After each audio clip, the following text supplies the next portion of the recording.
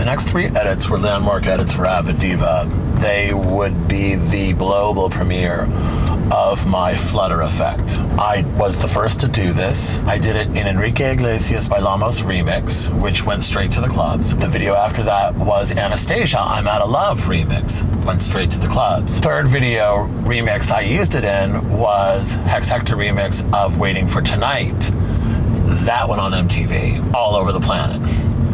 In the UK, it gave 432 people reported cases of epileptic seizures because when it slowed down just enough at 25 frames in PAL, it was enough to induce epileptic responses in people. There was no warning. There was nothing. No, I was the first one to do this kind of a thing. No one had ever done that before. No one had ever done this effect. They had to pass this new law. No more than 20% luminance flux 3 times a second. The trailers that use my signature effect can only do it 3 times. So now a lot of it's instead of Aviddiva was this magical, fun thing made first and foremost for the dance club remixes because it was a really fun thing to trigger sort of an ecstatic response for your eyes. It makes your eyes go back and forth a little bit, taps into the flashbacks. It was made originally for that, and for the next 2 to 3 years, how I also know I pioneered this, for the next 2 to 3 years it was known as that gay club shit because Aviddiva, Gay Me, was the one that did it for gay dance remixes. There were other editors that were being asked to do it, and I remember, I don't want to do any of that Aviddiva shit in this. Don't do that gay club shit in this. That was a thing. That was what it was called. Not movie trailer effect done by cool guy. It was just known as that gay club shit because everybody knew that I had done that and where it had started, Waiting for Tonight. The law was passed, and that's why it is that way today. All 3 of those videos are some of my favorite edits. That was the beginning of something I did not expect. I've cut the remix video for Francis of Waiting for Tonight. I have my rough cut. And he's at Company 3 and he'd like me to go over there and show him where I'm at with the rough cut of the remix. They're in transfer with Dave Hussey there at Company 3. I drive my tape over. Lindsay Cannis, the producer, is also there monitoring the session with Francis. Put my tape in, play the remix for them. It stops and it's silent. Francis says, can you please wait for us outside? I'd like to speak with Lynn privately. So I go outside and I'm sitting in the waiting area in the chair. I'm just sitting there thinking, he hates it. I'm super fucking fired. Like, it felt ominous. I didn't know what to think. I was like, have I totally fucked up this professional working relationship with this fucking edit? You know, these flashes, maybe I shouldn't have done that. Maybe that's really throwing him. It's too gimmicky, too gay, I don't know. Too dance clubby, but this is a dance club song. It's the remix. It's supposed to be, and I'm sitting, my mind is racing. I'm like, son of a bitch. Terrified that I'm fucked this up. So Lynn finally pokes her head out. She's like, hey, can you come back in? Go back in. Francis starts to talk and he says, we have 2 other editors working on the 2 other versions. There's the original and then there's the Spanish version, Una Noche Mas. We can't have your remix looking this different from those 2 videos. And I was like, okay.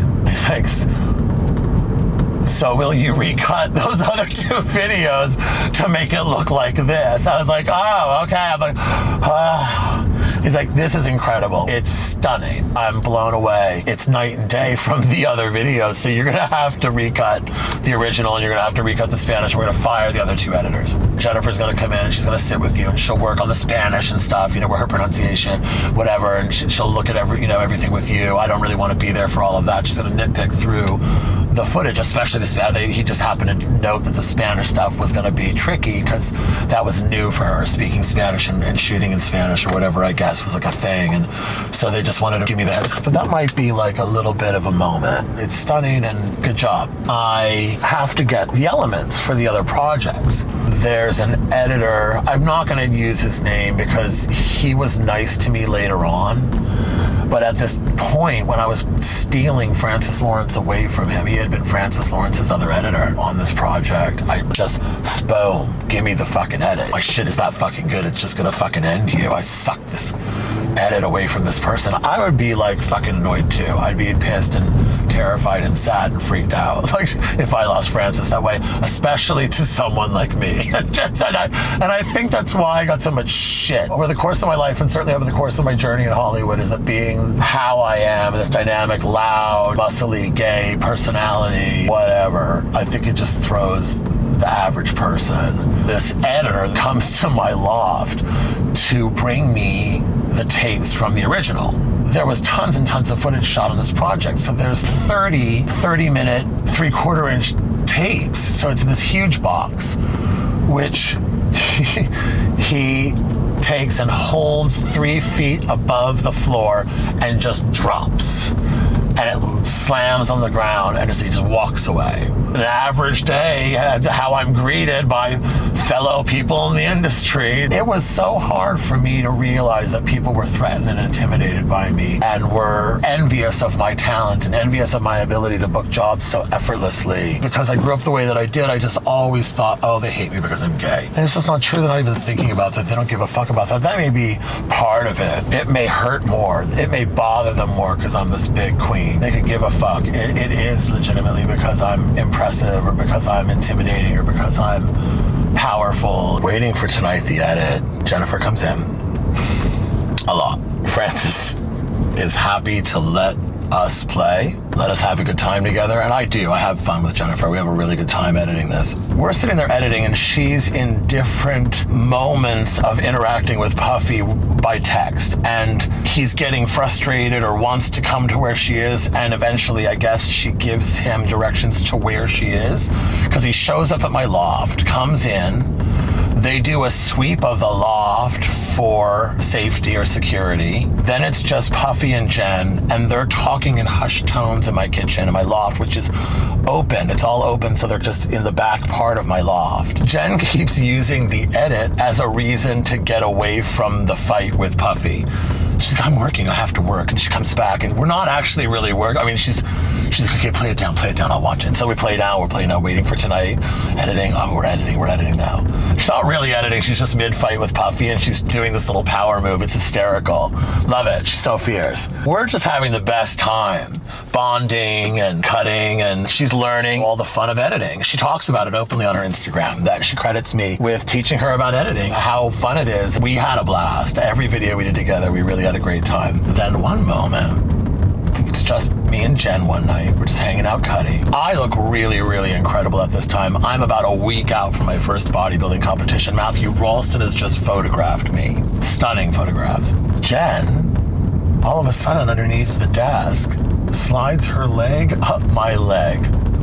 I look over at her and I say, oh, Jen, I am so gay. To which she says, I don't care. Yes, Jennifer Lopez. She wanted to taste it, honey. My straight friend's like, dude, you should have hit it. Just hysterical. The more successful I become, the less I seem to be able to connect with the idea that I am truly unique and special, gifted and blessed beyond most. That seems so ridiculous to me because I am battling my own demons just like everyone else, and no matter how great my life and career may seem from the outside, my gay PTSI battle raging within prevents me from seeing myself clearly and appreciating that I am so far ahead of the game and so much more than most people around me were willing to give me credit for.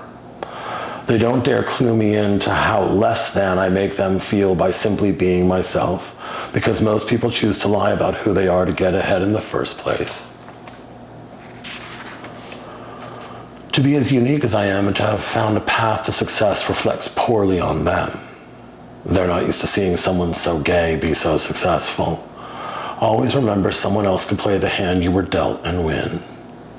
Flaky, flaming faggots aren't supposed to get what they want. They aren't supposed to succeed. They aren't supposed to surpass straight people in life. And most of the people around me truly believe this in the backs of their unenlightened shadow peasant minds. They don't mean to be so hateful. They just understand how many other people hate gay people, and that allows them to relax a bit here with super gay me. This is a fact. A very special kind of resentment of homosexuals who succeed in life is very real, even in the minds of people who aren't necessarily anti-gay.